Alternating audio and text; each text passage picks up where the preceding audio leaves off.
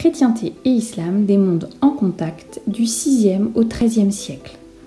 Dans ce chapitre, 2 religions, 3 empires, un seul espace, la Méditerranée.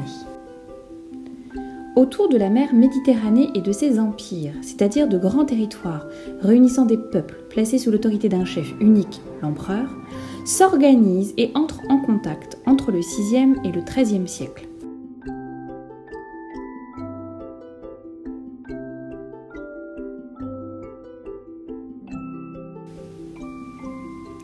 En 395, après Jésus-Christ, l'Empire romain de l'Antiquité est divisé en deux. L'Empire romain d'Occident à l'ouest, l'Empire romain d'Orient à l'est.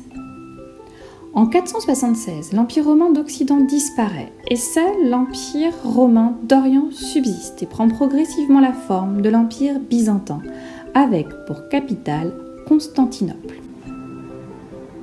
L'empereur byzantin se fait appeler Basileus. Il est le chef de l'armée, de l'administration et détient un pouvoir absolu, car il lui est transmis par Dieu selon la tradition.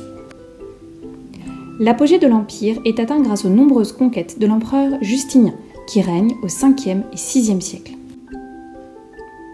Cet empire chrétien prend ses distances avec le pape, jusqu'à ce que l'église de Byzance n'accepte plus son autorité et devienne l'église orthodoxe avec le schisme en 1054.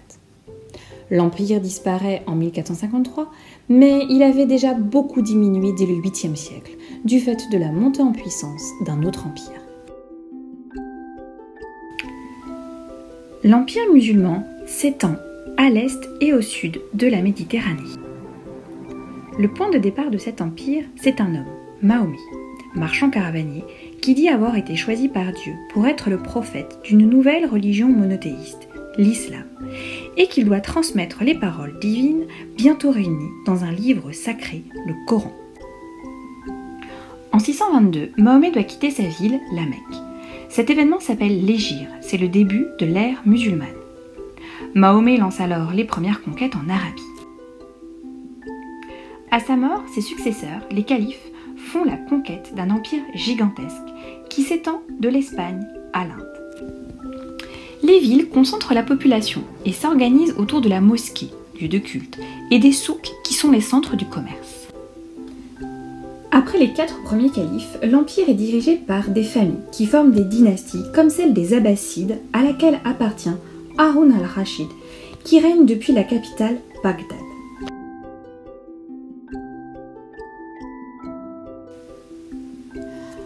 L'empire se morcelle progressivement et finit par tomber lors de la prise de Bagdad par des peuples venus de l'Est en 1258.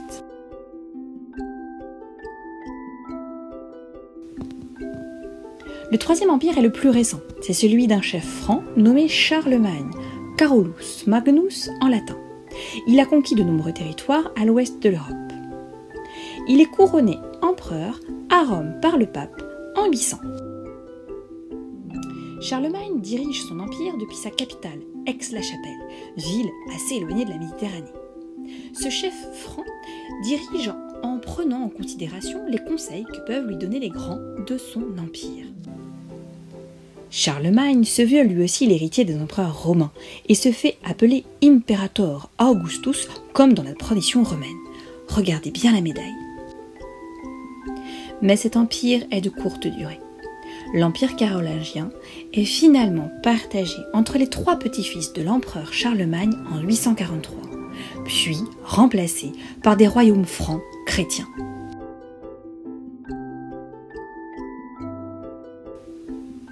L'empereur Charlemagne, le Basileus et le calife communiquent entre eux par l'intermédiaire d'ambassadeurs pour maintenir l'entente. Malgré ces relations diplomatiques, les guerres sont très nombreuses. Par exemple, les chrétiens d'Occident, c'est-à-dire d'Europe de l'Ouest, vont affronter l'empire musulman lors des croisades entre le XIe et le XIIIe siècle. Les 2 empires chrétiens s'opposent également en 1204 lors de la 4e croisade. Les chrétiens d'Occident pillent Constantinople, capitale de l'empire byzantin, au lieu d'aller jusqu'à Jérusalem. Les échanges peuvent être aussi pacifiques, comme le commerce qui est assez intense. Les musulmans rapportent d'Asie des épices qui sont vendues dans les souks aux marchands européens. Il y a beaucoup d'échanges dans le domaine de la science, de la médecine, de l'astronomie, des mathématiques. Les Européens apprennent beaucoup de leurs échanges avec les arabo-musulmans, à qui, par exemple, ils empruntent les chiffres arabes, ou encore avec lesquels ils apprennent à opérer de la cataracte. Normalement, si vous avez tout bien écouté, vous avez dû répondre parfaitement au QCM qui ponctuait la lecture de cette vidéo.